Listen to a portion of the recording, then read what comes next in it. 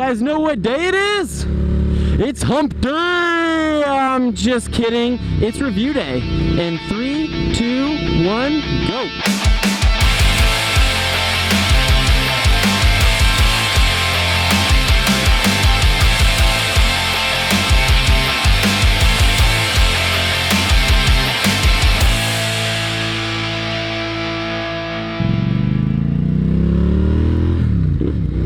So today I'm going to be giving you guys a review on the SV650. I mentioned in my first video that I wanted to do a review on the bike, and I felt like I put enough seat time on it, you know, a little over 3,000 miles now, to give you guys a pretty decent review, you know, for somebody that's looking to buy the bike or maybe comparing two different bikes. I feel like this would be a good starting point for you guys, since a lot of the other reviews on YouTube are kind of first impression reviews, you know what I mean? You know, they're usually a guy that's ridden on the bike for about 15 minutes or so and just kind of his initial thoughts. So I thought, you know, with about 3,000 miles on the bike, and you know, having owned it for you know, about 4 months now, I feel like I can give you guys a pretty decent rundown of everything. So like I said, this is my first review, so I've never really done one before, so you kind of have to bear with me. I'm gonna try to section everything off into kind of different things when looking for a bike, and you know, kind of make it maybe a little bit easier to understand, and maybe a little bit easier to follow, and kind of highlight some of the pinpoints and stuff like that. So I'm gonna try to find a parking spot or some place to pull over to where you can get a good idea what the bike looks like. Perfect. This will work out just fine. I got the bike parked and I got my gloves covering the license plate area here, so I didn't bring any tape with me or anything, and I'm still like a noob to where I don't know how to like blur shit out, so that's gonna have to do. So anyway, here it is. Here's the bike. It's a 2006 SV650 in this red color. I don't know what the color code is or what it's called, but it's just the red. I know that in 2006 I think there's 2 colors that it came in. It was blue and then it came in red. So anyway, to start this off, I kind of wanted to, like, you know, section everything off. So while we're talking about looks, let's talk looks right now.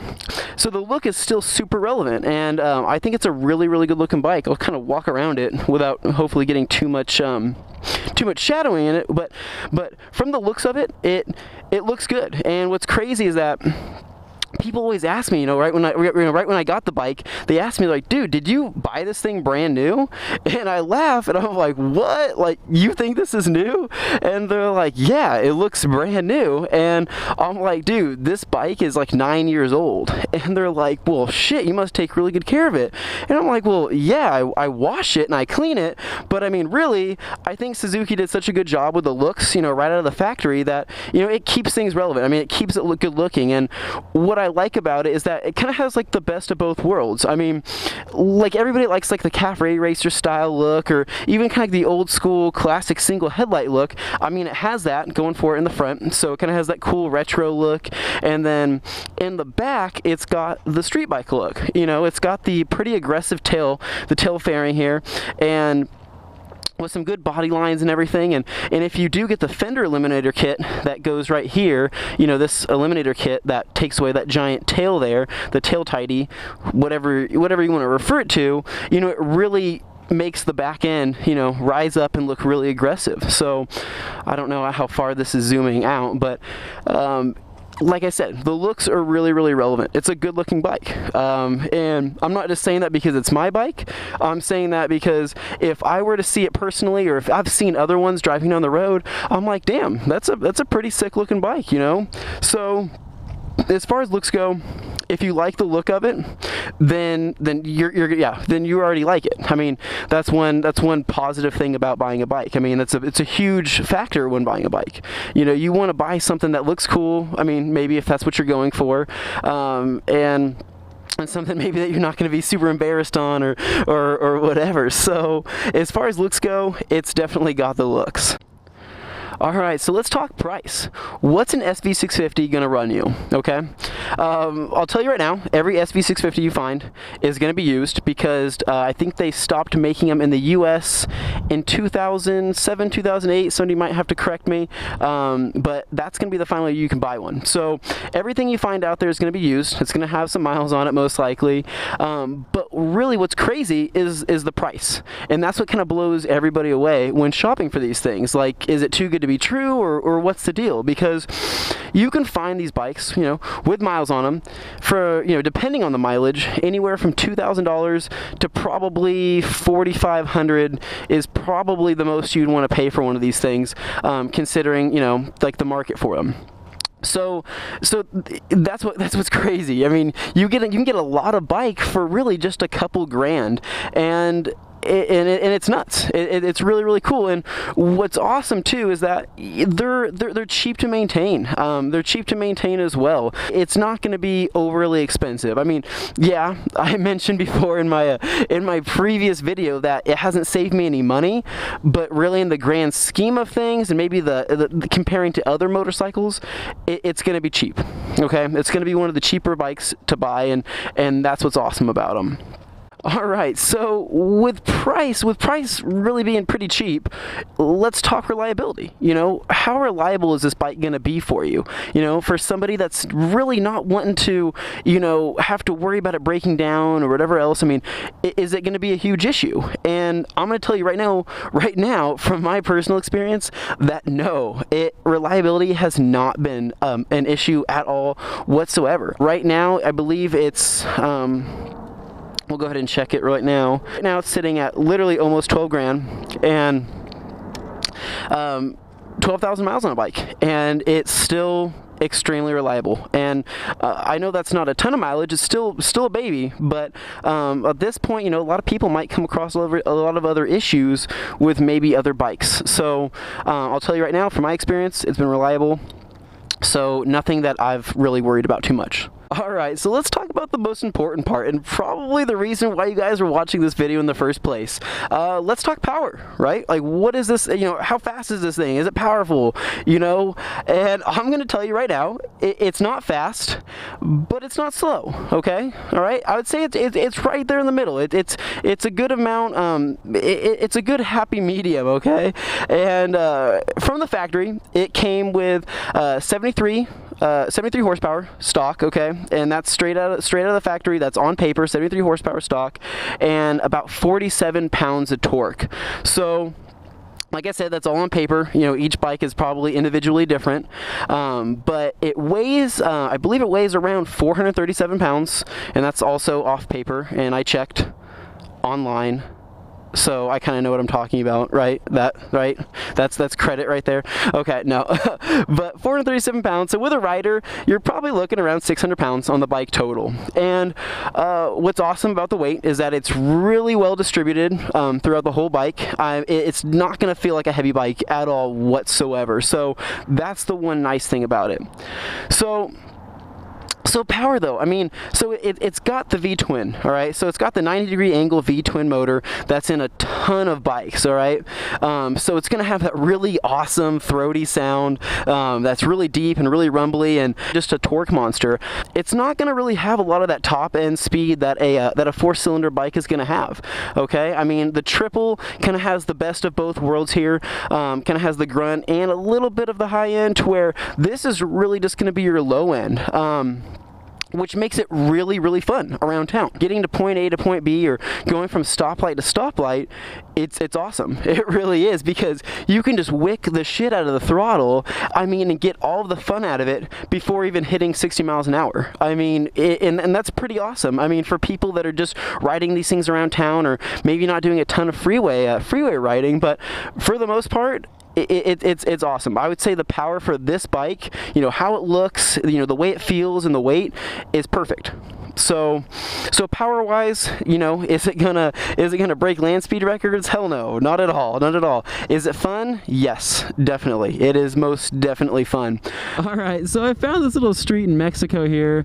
I'll show you guys a quick little kind of throttle on in first gear, and just kind of show you a little bit of the power.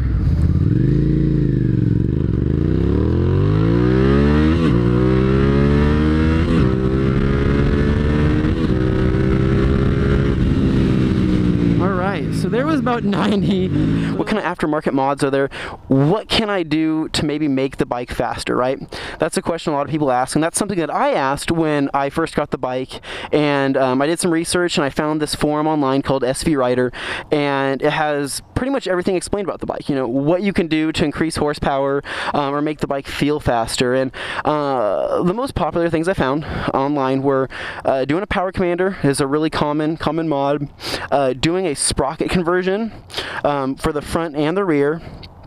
A K&N air filter is pretty big, and then of course doing exhaust, and exhaust is going to help with sound, and then it also might help with a little bit of power. I mean, full exhaust in a tune where it's going to help you the most, but really getting the sound is going to really just come from doing a shorty slip on here. I don't know how well it's going to pick it up, but hopefully you guys can hear something.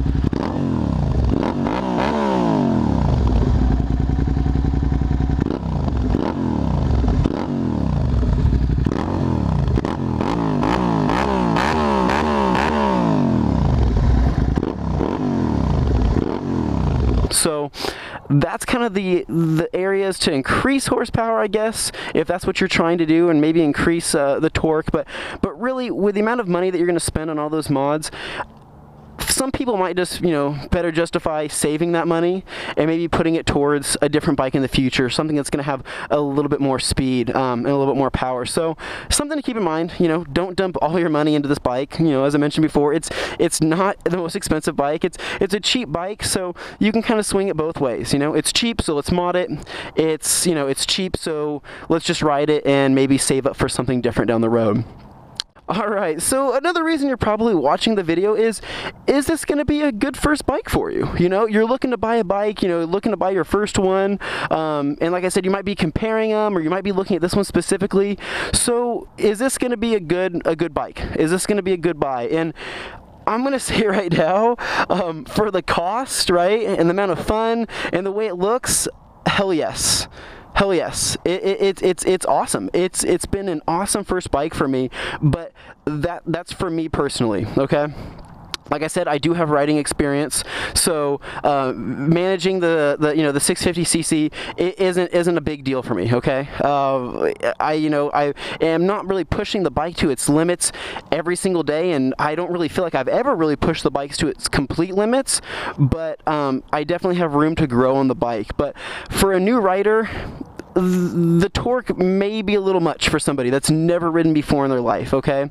And I say that for guys and girls. It's fun and it's definitely satisfying, but it might be a little bit too much for you. So that's something to keep in mind. So as other people have recommended, if you have a friend that has a 250 or a 300 or something like that, and if you can ride that for a week or a month or whatever, ride that and see how you feel about it, okay? See how you feel, see how comfortable you feel on it, and whether or not you want something with more power. But as far as a beginner goes, I think it's a good first bike. As far as an intermediate rider goes, I think it's a great bike to own. And if you're an expert level rider, if you've been riding for years and years and years, you're gonna like it. It's still gonna be a blast, but you might want something with a little bit more power. You might, okay? So it really depends on the rider, it depends on how you're riding it, but in the canyons and everything like that, this bike is a blast in the canyons. It's awesome. The flickability of it, you know, how light it is, it feels great, and then maybe powering out of a corner, it's awesome. So that's the one good thing about it, but in a straight line, it kind of lacks in the speed area. So if you're looking for that straight line adrenaline rush, it's probably not going to have that. But yeah, I highly recommend getting the bike. I mean, like I said, the price is on point, the reliability, the power is decent. It's awesome. So that is my personal review on the bike, and yeah, if you like it, get it. Alright guys, so that pretty much concludes the review. So yeah, please like, comment, subscribe. If I missed anything, let me know. I'll try to cover my tracks and see if I can answer any questions or anything if you guys do have any. So that's gonna be it. Alright, see ya.